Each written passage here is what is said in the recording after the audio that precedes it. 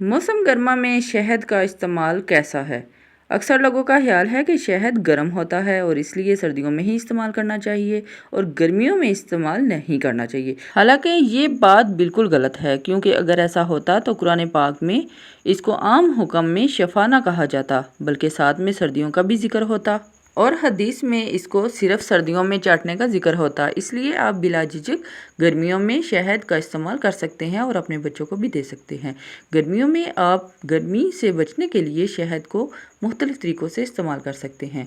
आप ताकत हासिल करने के लिए रोज़ाना 2 से 3 चम्मच ठंडे दूध में मिलाकर इस्तेमाल कर सकते हैं। और अगर आप गैस और कब्ज़ से परेशान हैं तो इसके लिए आपको रोज़ाना 2 से 3 चम्मच ठंडे पानी में मिलाकर इस्तेमाल करना चाहिए।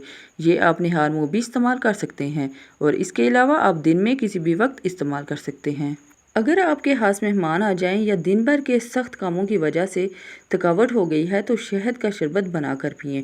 शहद का शरबत बनाने का तरीका है कि 1 गिलास पानी, 3 चम्मच हाल शहद, आधा लीमू और थोड़ा सा नमक, बर्फ़ लेकर अच्छी तरह मिक्स करके इसको पिएं।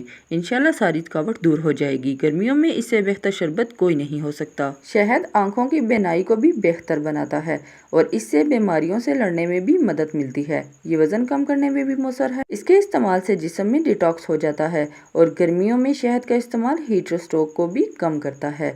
शहद सेहत के लिए बहुत ही फ़ायदेमंद है।